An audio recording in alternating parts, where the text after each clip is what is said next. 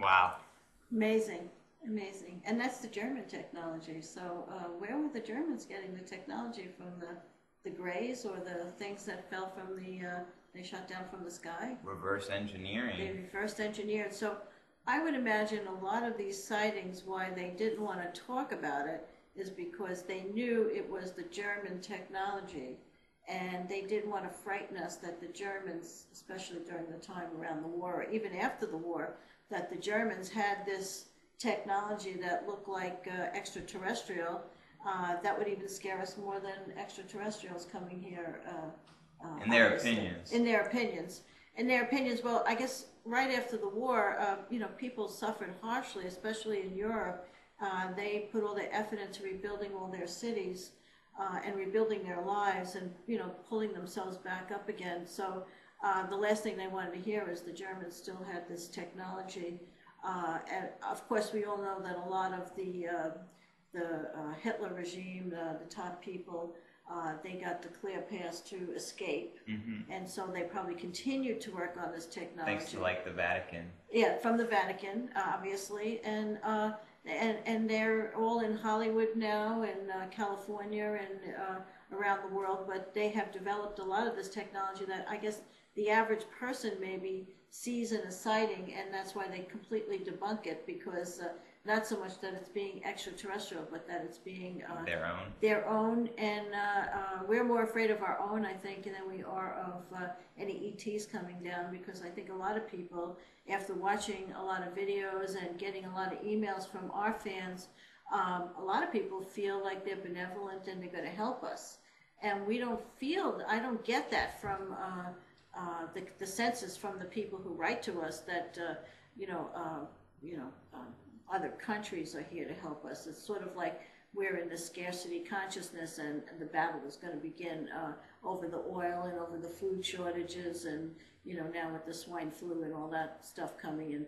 So after rewatching this, I can see now. I have a whole new perspective, because back in the 70s when I was reading Billy Meiers, I was just reading hardcover books and seeing films.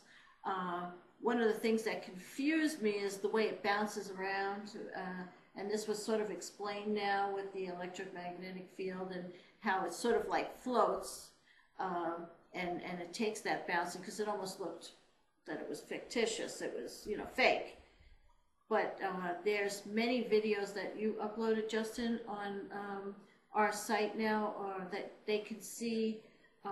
Are you putting on the ones? Well, let me give them a reference, because we got a question. Someone asked who was giving that speech. He didn't put his name on the thing. If you watch the full presentation, you could catch his name. He gives it away, but just search with these words. This was the title of the series I seen on YouTube that we took and used on today's show. The Pleiadian Mission, Billy Meier UFO Case.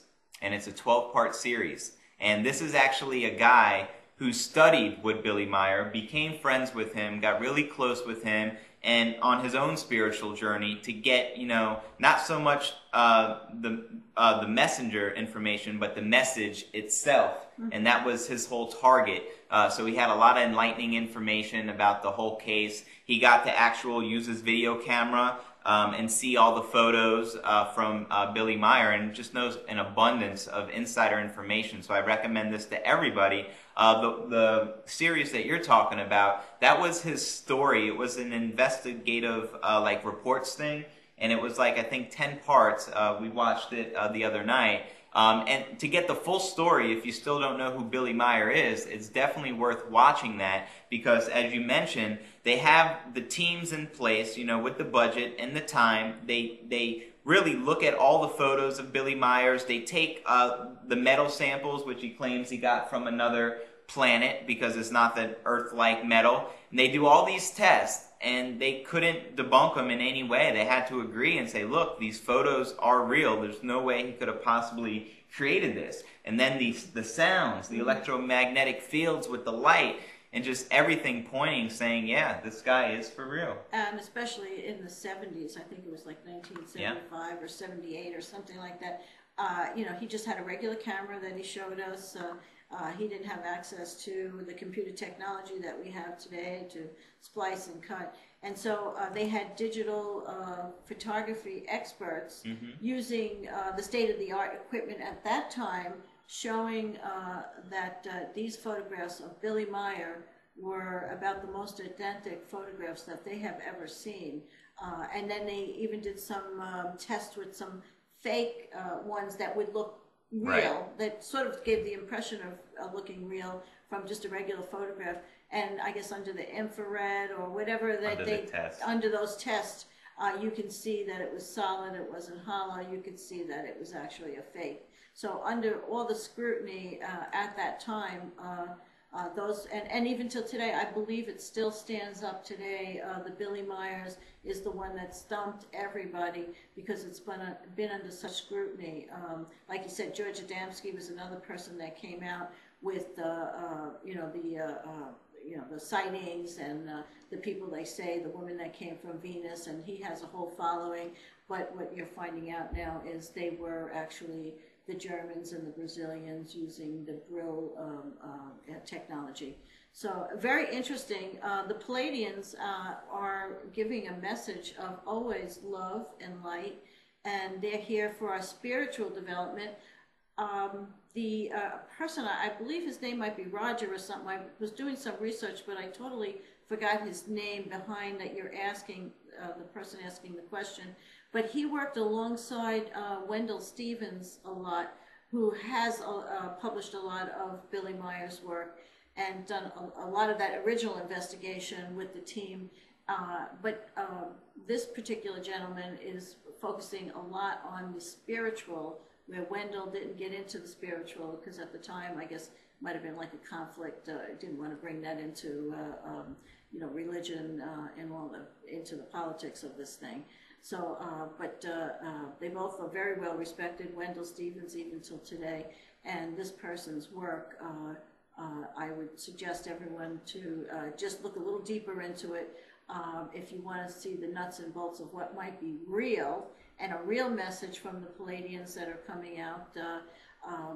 Check out some of these videos that Justin's going to put on his Esoteric website. Yes, without a doubt. And we got another comment. Someone said the high cardinals in the Vatican take mushrooms to see the past and future, and that's absolutely correct. Absolutely. You know, the mushroom and those mushroom hats, the high mass, all makes sense to me now. Yeah. They actually did get high, and actually during the time, it was the shaman that actually was able to bring people into the other world, the other side. But in those days, you had to open up your consciousness, and they did the magical mushrooms and did alternative things to open up their state of consciousness. And not everybody can do that because it's sort of, in those days, caused like a schizophrenic crack up. They were the person that was the wise man that lived sort of outside of this little compound where the workers had to do, the regular work to keep the little tribe going. But he was always, using something to get himself outside of the realm of the box of his consciousness to see beyond. And these things are natural things.